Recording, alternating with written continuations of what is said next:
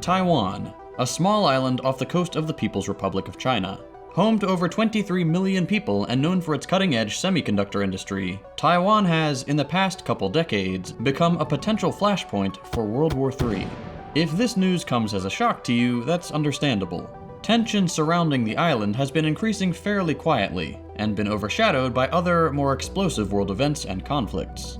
Just recently, between the Russian invasion of Ukraine and the ongoing genocide in Palestine, little attention has been paid to the powder keg that is Taiwan, besides the US's constant anti-China propaganda. While the United States claims that China is the sole source of the simmering tension, the reality is more complicated, and doesn't paint a flattering picture of the US. Is Taiwan really a robust democracy and bastion of freedom? Is Taiwan a US client state, little more than a glorified military outpost with immense strategic importance in a potential future war? Or is it something else entirely? In this episode, we'll discuss this small island's place in global politics. But before we do, I'd like to take a quick moment to thank our channel sponsor, Aura. As you all know, we make political content here and on our other channels. Unfortunately, that means some people don't like us very much. These days, a quick Google search is all it takes to find someone's personal information. Data brokers sell your information to scammers, spammers, and anyone else who may want to target you. Your full name, email, home address, health records, your relatives, it's all readily available for those who want to find it. That's why I've been using Aura to help keep my private details private. Aura shows me which data brokers are selling my information and automatically submits opt-out requests for me. This not only cuts down on the amount of spam I get, but also helps keep all my accounts safe from bad actors. I'll give you a real-world example. AT&T recently revealed that over 73 million customer records, both existing and former customers, were released on the dark web. They recommended that those affected change their passwords, monitor account activity, and consider credit freezes or fraud alerts from credit bureaus. This was a huge breach, but I don't have to worry. Aura does all of this for me. And best of all, I don't have to download a bunch of different apps just because some company couldn't keep my data secure. I value my privacy, and I'm sure you value yours. You can go to aura.com/firstthought to start your 2-week free trial, no strings attached. Try it out, and I promise you'll appreciate the peace of mind. Support the show and protect your valuable data by signing up today at the link below.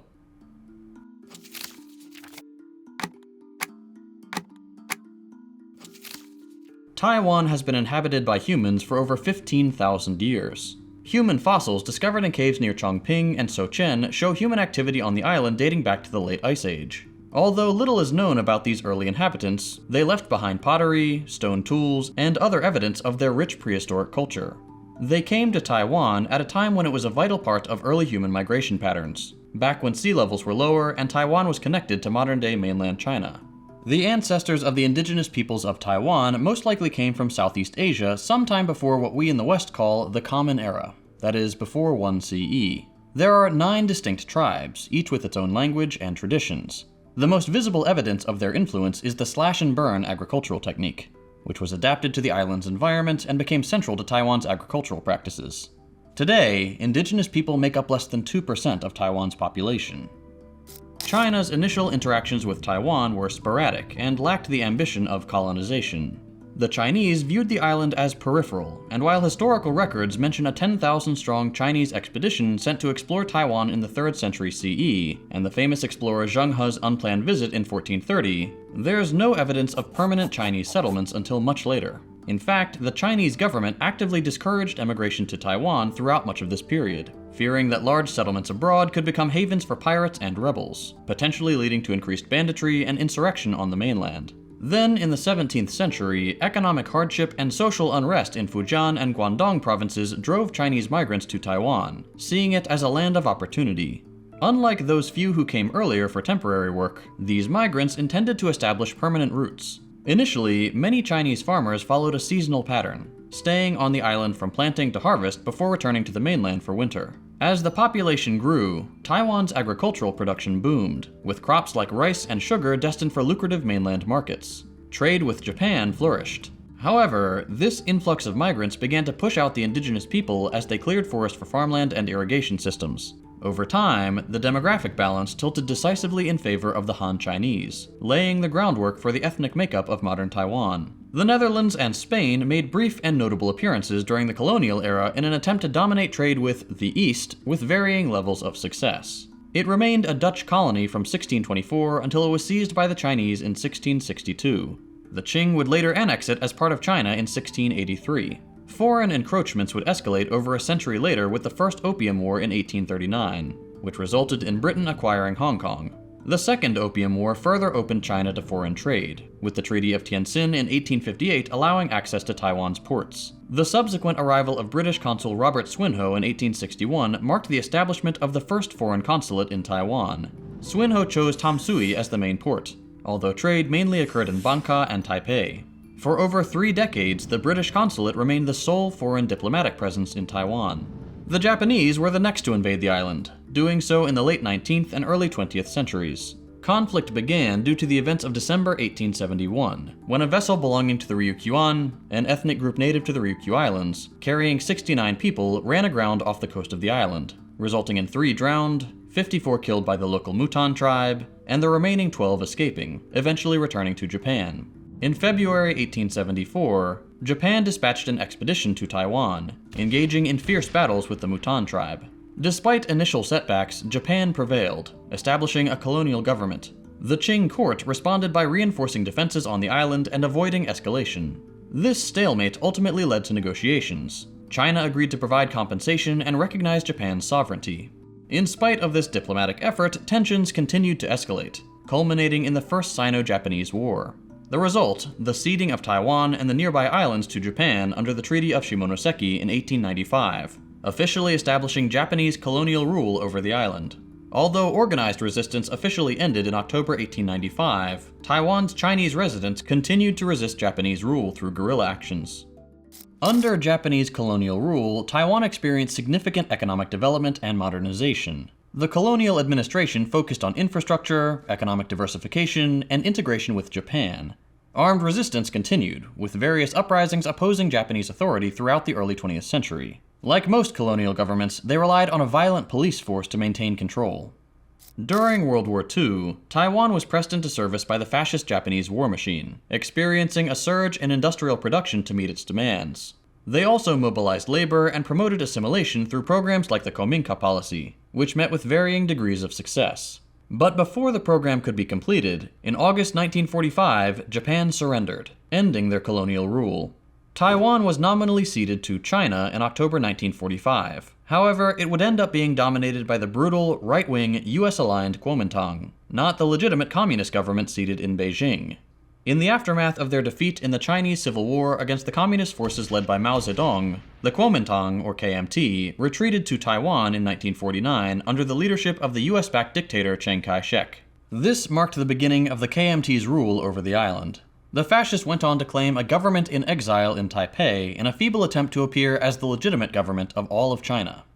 The KMT implemented a series of measures aimed at consolidating their control over Taiwan and suppressing dissent. Martial law was declared, severely curtailing opposition and political freedoms. The KMT launched campaigns to reform Taiwanese society, often targeting local culture, language, and traditions in favor of Mandarin Chinese and mainland Chinese values. Dissenters were often subject to arrest, imprisonment, and even execution.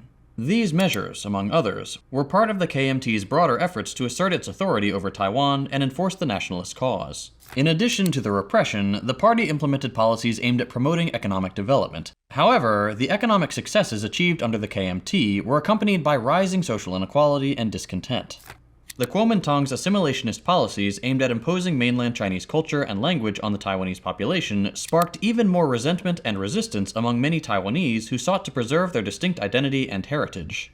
One program in particular deserves to be explored in more detail: the White Terror, a collection of campaigns aimed at eliminating groups the nationalist government considered threats. Accounts from eyewitnesses and survivors paint a harrowing picture of the atrocities committed by the nationalist government during this period. Random violence, arbitrary arrests, and summary executions became commonplace. The streets of Taipei and Keelung became scenes of horror, with soldiers and secret police murdering suspected dissidents with impunity. They targeted communists, of which there were few, members of the settlement committee, intellectuals, students, journalists, anyone with ties to foreign countries. The regime's crackdown also extended to family of suspected dissidents. The scale of the violence was appalling. Estimates of the number of people killed range from 25 to 30,000, which is staggering when you realize this was done in a matter of days or weeks. The methods of execution were often brutal and sadistic. Victims were subjected to torture, mutilation, and public humiliation before being murdered. Bodies were disposed of in mass graves, which were spread all over the island. Despite the widespread atrocities, the United States steadfastly stood by its newest anti-communist vassal state. American approval allowed the KMT to operate with impunity. The US provided significant military and diplomatic support to the nationalist government, and there was little effort to address the human rights abuses taking place on the ground. This support of Chiang Kai-shek's oppressive regime contributed immensely to the suffering of the Taiwanese people.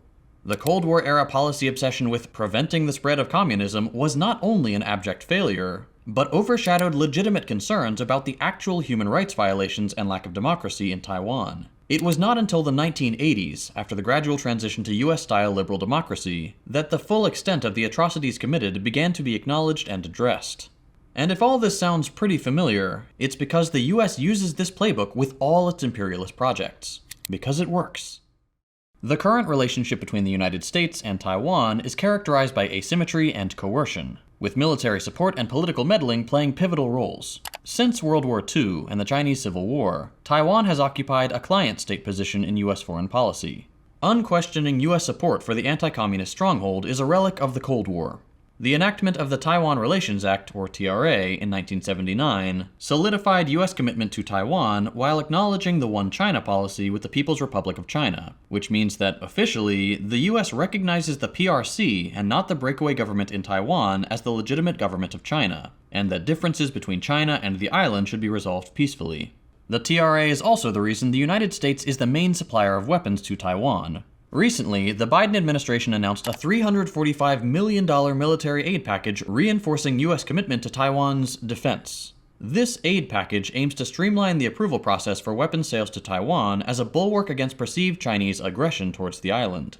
The media has been making a big deal about this, but it's actually a fairly small aid package comparatively. In 2023, the US authorized the historic amount of nearly $6 billion in foreign military sales to Taiwan. This was the highest single-year figure on record. 2023 also saw the introduction of another funding mechanism, the similarly named Foreign Military Financing Program, which granted Taiwan another $80 million. We won't detail every military financial deal, but we do need to look at the bigger picture.